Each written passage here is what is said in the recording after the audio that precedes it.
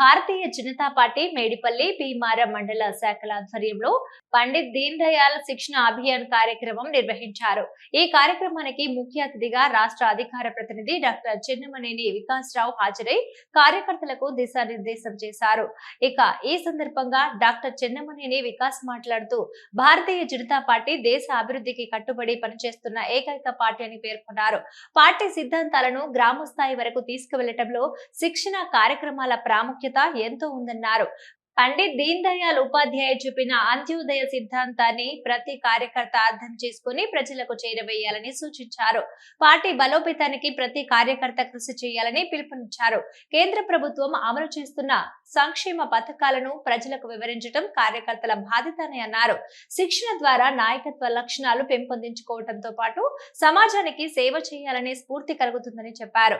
ఈ కార్యక్రమంలో జిల్లా అధ్యక్షుడు రెడ్డబోయిన గోపి, జిల్లా ప్రధాన కార్యదర్శులు శ్రీనివాస్, మధుకర్, సీనియర్ నాయకులు దశరథ్ రెడ్డి, మండల అధ్యక్షులు చిట్యాల సురేష్, శివకుమార్, నాయకులు ముంజు శ్రీనివాస్, వివిధ గ్రామాల సర్పంచ్, మాజీ సర్పంచ్లు, మాజీ ఎంపీటీసీలు, కార్యకర్తలు పాల్గొన్నారు.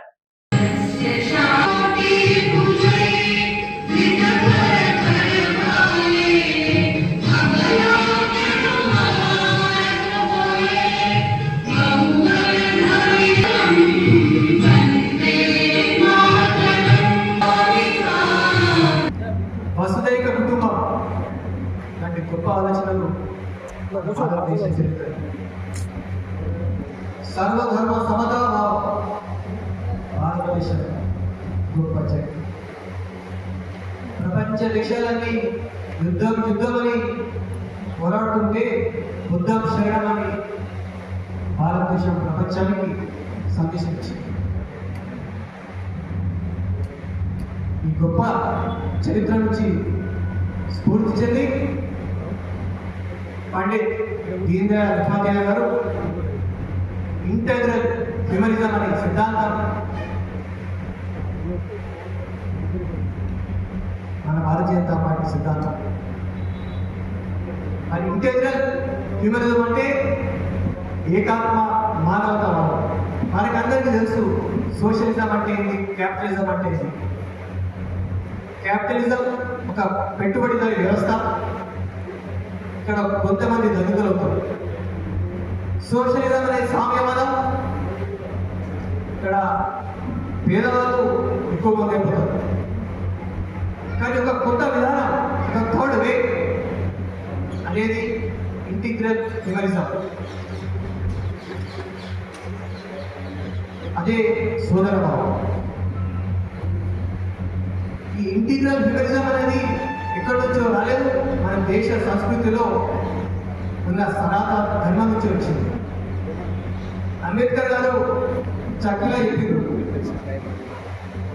Liberty, equality and fraternity French revolution నుంచి అంబేద్కర్ గారు తీసుకున్నారని చాలా మంది భావిస్తారు. కానీ అంబేద్కర్ స్మరణ చెప్పిండు, లిబర్టీ, ఈక్వాలిటీ, ఫ్రెటర్నిటీ, స్వేచ్ఛ, సమానత్వం, సోదర భావం అనే సిద్ధాంతాలు నేను పాశ్చాత్య దేశాల నుంచి తీసుకోలేదు, మన గడ్డపై పుట్టిన గౌతమ బుద్ధుడి బుద్ధిజం నుంచి తీసుకున్నానని గర్వంగా చెప్పిండు అంబేద్కర్ గారు.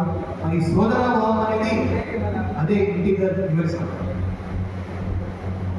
వేరే మతాలు లవ్ యువర్ నేబర్ అంటారు, ఈ పక్కవారిని ప్రేమించు అని అంటుంది. కానీ వేరే మతాలు, మన హిందూ మతం మీ సోదరుని పక్కవారిని ఎందుకు ప్రేమించారంటే మీ సోదరుడు ఎవరో కాదు, మనందరం ఒకటే, సర్వం కలిగిదం బ్రహ్మ అనే సిద్ధాంతం భారతీయ సిద్ధాంతం. మరి ఇంటెగ్రల్ హ్యూమనిజం అనేది మానవతావాదం, మానవ సేవ సిద్ధాంతంతో సాటి మనుషుల కోసం మనందరం ప్రజాస్వామ్య పద్ధతిలో పనిచేయడమే ఏకాత్మ మానవతావాదం. దీనితో పాటు సాంస్కృతిక జాతీయవాదం.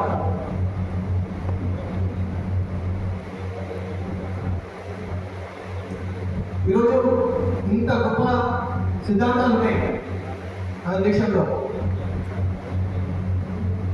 కానీ ఇంత మంచి సంస్కృతి ఉన్న మన దేశంపై ఎన్నో దాడులు జరిగాయి. అవునా కాదా?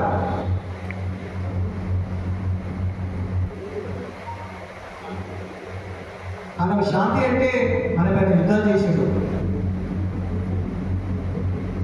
విల్ యూరట్ అని అన్నాడు ఒక మరి చరిత్రకారుడు భారతదేశ సంస్కృతి ఎంతో గొప్పది, మీ సంస్కృతి ఎంతో గొప్పది. ఎన్నో ఏళ్ళ కింద మీరు శాస్త్రీయ సాంకేతిక రంగాల్లో కూడా మీరు చరిత్రలో నిలిచిపోయినారు. మీరు గొప్ప దేశం. కానీ అయ్యో పాపం ఇవాళ రేపు బలహీనుల మాట ఎవరికి లేరని బిల్డిరెడ్డి గారు అంటారు.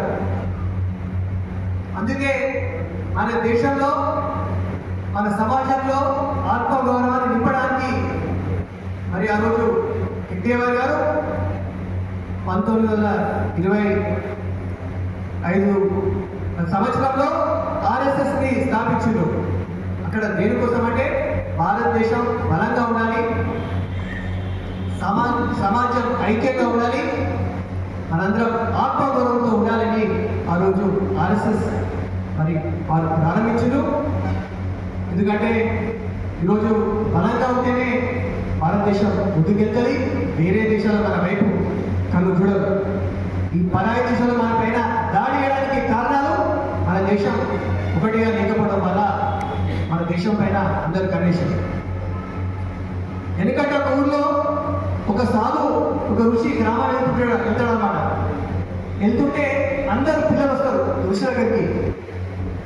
ఋషి గారు మరి మీ దగ్గర చాలా మ్యాజిక్ శక్తి ఉంది, మా ఊరిలో ఒక పాము ఉంది, ఇది అందరికి ఆడిస్తుంటుంది, నాకు చాలా భయం, ఆ పాము వల్ల పిల్లలందరూ మాకు బయటకు వచ్చి ఆడుకుంటలేదు. సో ఋషి ఆలోచించే సరే పిల్లల కోసం పోయి ఆ పాము దగ్గర వెళ్ళి ఆ పాముకి చెప్తాడు ఋషి, ఏ పాము నువ్వు ఎవరిని కాటేదని చెప్తాడు. ఏం చెప్తాడు? ఎవరిని కాటేదని చెప్తాడు. కొన్ని నెలల తర్వాత మళ్ళీ స్వామీజీ ఆ ఊరికి వస్తాడు. ఆ ఊరు నుంచి నడుచుకుంటూ పోతుంటే ఒక మూలలో ఒక పాము ఉంటుంది, అది చావు బతుకుల్లో ఉంటుంది, దెబ్బలు తాగే పాపం ఆల్మోస్ట్ చచ్చిపోయే స్థితిలో ఉంటుంది. మరి స్వామీజీ ఆ పాము దగ్గర పోయి ఏమైతే నువ్వు వింటున్నావు అంటే, స్వామీజీ గారు నువ్వే చెప్పినావు కదా ఎవరిని కాటే. ఈరోజు సంఘటన మన ఆర్గనైజేషన్ బీజేపీ కావచ్చు, సంఘటన కావచ్చు, మనందరం ఒక ఆర్గనైజేషన్గా